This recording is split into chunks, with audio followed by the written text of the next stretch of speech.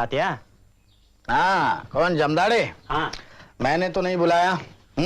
अभी हजामत की जरूरत नहीं है। नहीं नहीं, मैं तो काशीबाई के काम से यहाँ आया था। वो विधवा आपके यहाँ जो रहती है। उसका क्या काम? तो उसका सिर मुड़ने आया है? हाँ, उसने ही तो संदेशा भेजा था। तूने हिम्मत कैसी की? तू नहीं जानता क्या कि मैं विधवा के केशवापन के खिलाफ हूं? हम केशवापन के खिलाफ आंदोलन चला रहे, और तू उसकी हजामत करने आया है यहां मेरे ही घर में? नहीं नहीं, नाराज मत होना तात्या। वैसे तो खुद मुझे ये काम करना अच्छा नहीं लगता है, लेकिन क्या करूं, उसने जो मुझे बुलवाया।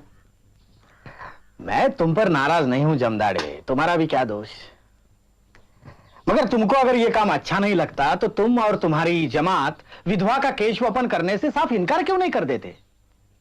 ब्राह्मणों से कह दो कि अगर वो इस जंगली रिवाज को जारी रखना चाहते हैं तो उस तरह अपने हाथ में ले और अपनी विधवाओं का सिर मुंडे।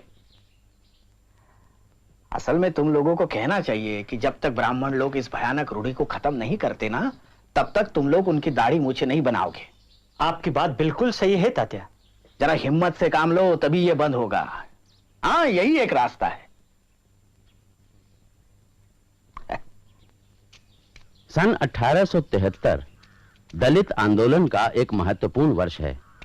इसी वर्ष ज्योतिराव फुले ने अपनी पुस्तक गुलामगिरी प्रकाशित की। पुस्तक की सामग्री ने सनातनी ब्राह्मणों में बेहद रोष पैदा किया। ज्योतिराव, तुमने इतना बड़ा निवाला मुंह में रखा है कि न तुम चबा सकते हो न निकल सकते हो। वो मैं देख लूंगा। इस बार क्या तमाशा खड़ा किया है हेरम शास्त्री? ये पुस्तक, ये तुमने कैसे जुर्रत की कहने की कि मनु ने शूद्रों पर गुलामी ला दी? जाति प्रथा तो वेद की आज्ञा से पैदा हुई। अब यह क्या तुम्हारा दावा है कि वेदों को भगवान ने नहीं लिखा? मेरा पक्का विश्वास है हेरम शास्त्री कि इस संसार की कोई भी पुस्तक भगवान या किसी देवता ने नहीं लिखी है।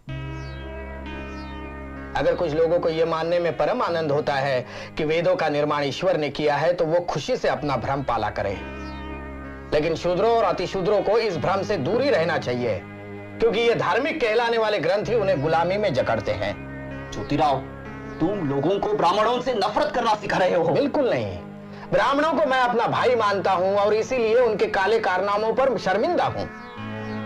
ब्राह्मणों से मेरी कोई दुश्मनी नहीं है। मेरा सारा संघर्ष ब्राह्मणवाद के खिलाफ है। हेरम शास्त्री, आप जितने जल्दी समझेंगे कि शूद्र जन ही इस देश की जीवन शक्ति है, उतना ही अच्छा। अब तुम्ही से सलाह लेना बाकी बचा था। देखो ज्योतिराव, हम बता देते हैं, ऐसी उल जलूल और गाली गलौज वाली किताबों से तुम समाज की सेवा नहीं कर सकते, समझे?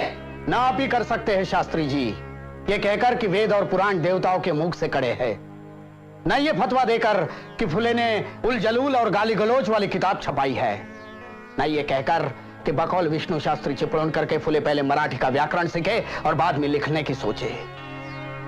आप विद्वान कहलाने वालों में से एक भी ऐसा नहीं निकला जिसने मेरे उठाए सवालों का जवाब दिया हो। आपके पास कहने के लिए कुछ नहीं है, इसलिए ये दो कौड़ी का बड़प्पन जता रहे हैं। पूना शहर विद्वानों की नगरी कहलाती थी, आप जैसे के रहते वो शान भी जाती रही। हेरम शास्त्री, आप हमारे साथ न चलकर देश को डुबो रहे हो। समाज परिवर्तन के माहौल को अभी आप रोक नहीं पाएंगे, और अगर रोकने की कोशिश की तो समाज आपको निगल जाएगा पूरा के पूरा। फिर चाहे पानी पीकर कोसते रहना, कोई मुड़कर भी नहीं देखेगा।